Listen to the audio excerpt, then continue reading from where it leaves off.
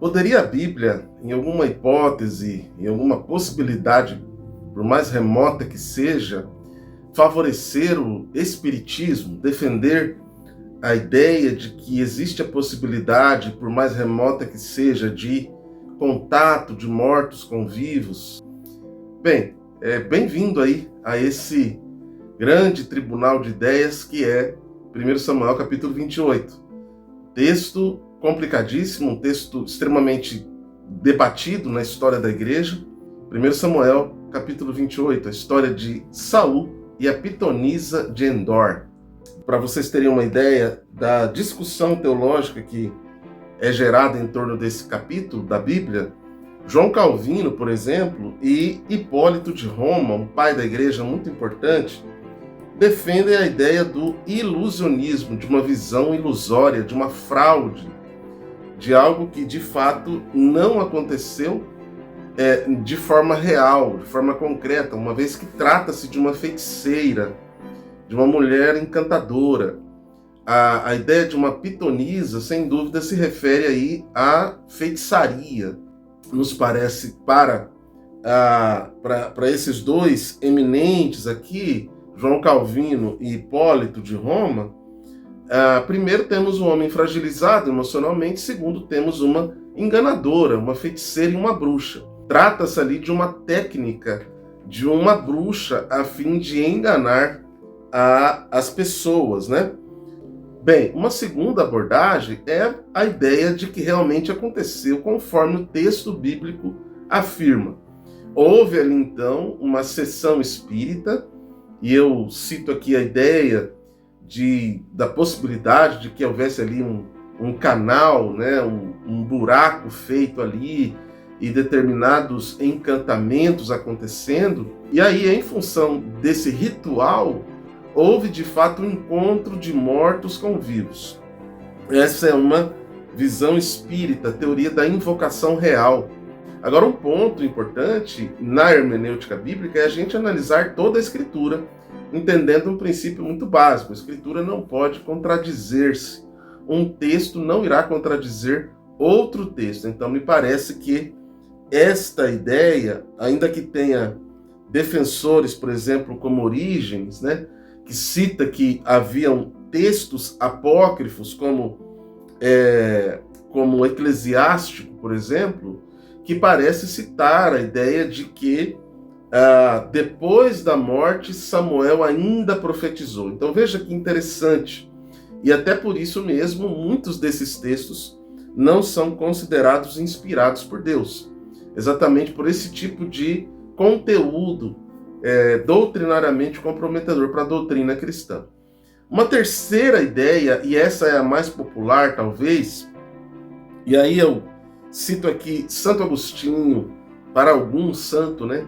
Agostinho de Hipona, para alguns São Jerônimo.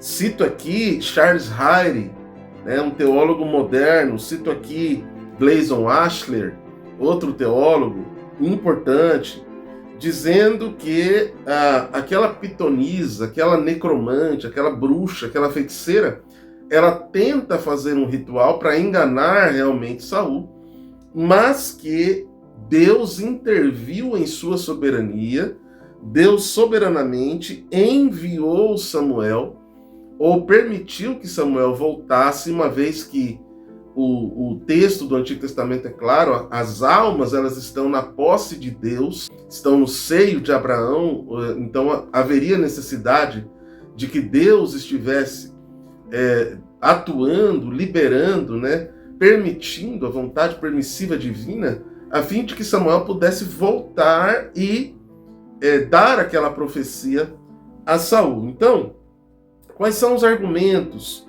E podemos nos deter um pouquinho mais aqui. A pitonisa tentou fazer, de fato, o ritual pagão, né? Provavelmente uma invocação, algo que tem a ver com um chamado, né, da pessoa que Saul pediu, que seria Samuel. Então, nós temos aqui um argumento que é o susto da feiticeira. O texto diz que ela gritou em voz alta, ela assustou-se em perceber que o que ela estava fazendo realmente estava acontecendo, então trata-se de uma farsante. E um argumento muito importante para esse grupo aqui é que a profecia se cumpriu. Então aquilo que Samuel profetizou a Saul aconteceu no dia seguinte, aconteceu a morte de Saul, e obviamente os demônios eles não têm conhecimento do futuro. Isso então seria algo que foi orientado por Deus, seria uma profecia verdadeira, e o demônio não poderá profetizar verdadeiramente. Será? Nós podemos dizer que esta profecia foi exata, ou ela foi 99% exata? Podemos dizer que os detalhes dessa profecia estão exatas ou não? Essa talvez seja a grande discussão deste texto.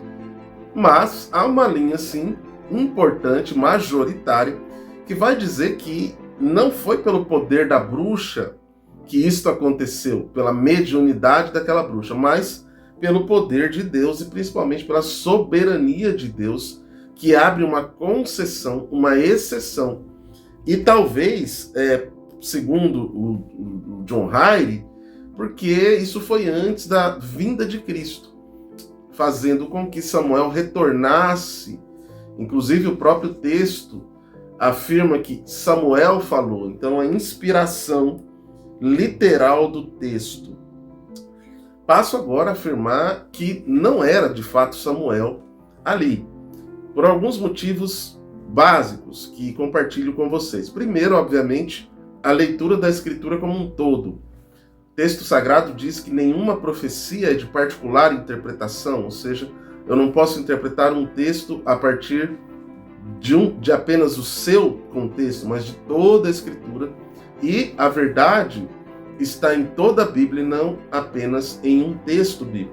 Por uma questão de coerência lógica, o meu princípio hermenêutico for que toda a Bíblia interpreta a Bíblia, eu não posso entender ser Samuel.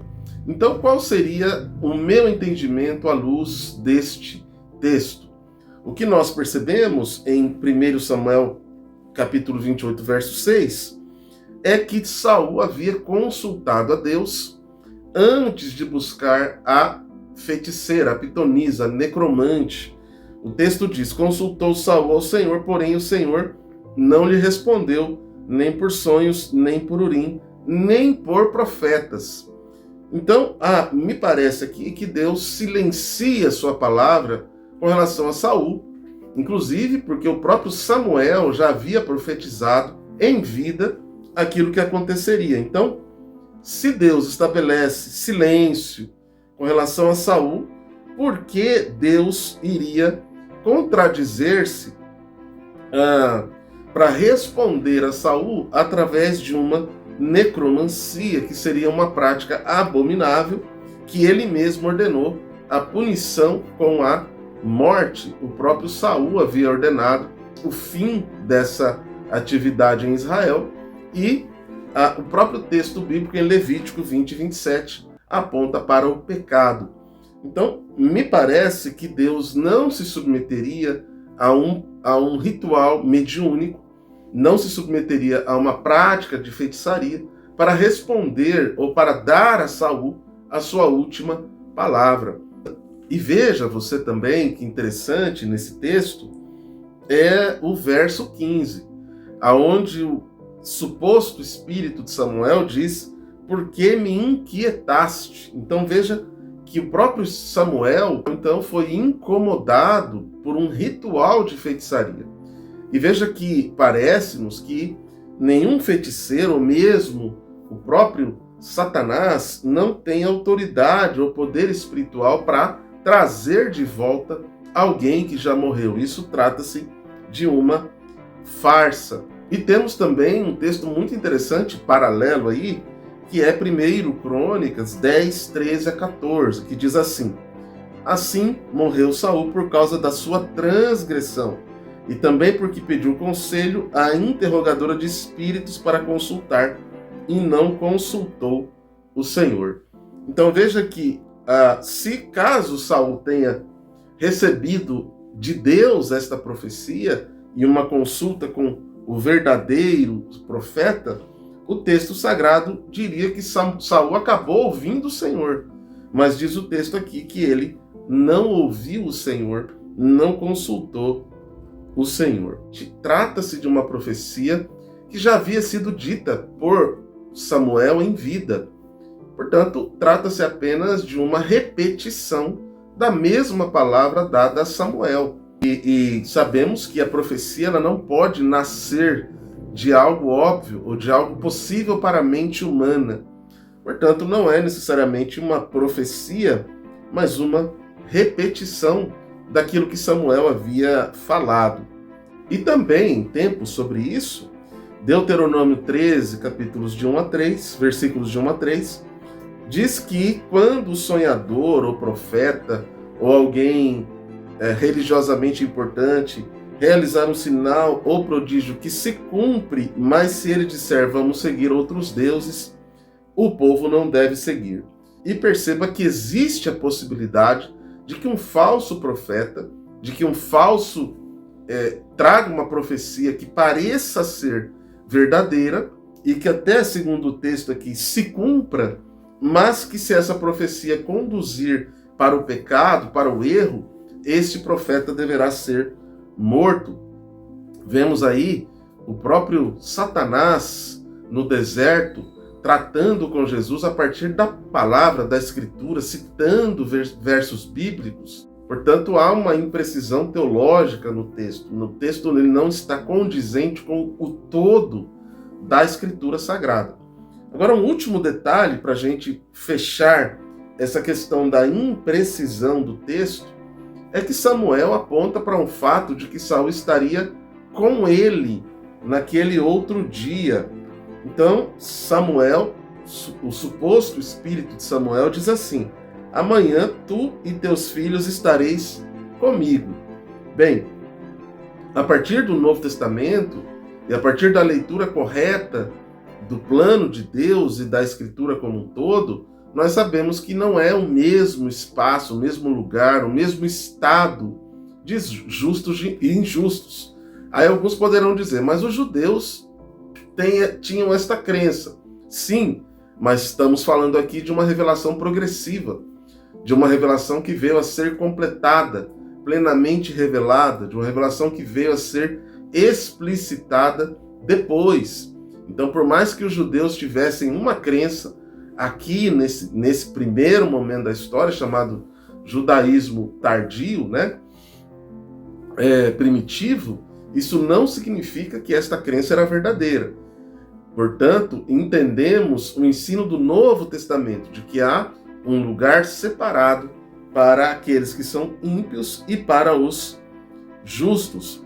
Trata-se, obviamente, de um rei apóstata, de um homem que apostatou, que desobedeceu, que transgrediu. E aí, qual seria a minha posição com relação a este texto? Eu, portanto, acredito que trata-se ali de uma farsa ou de um demônio.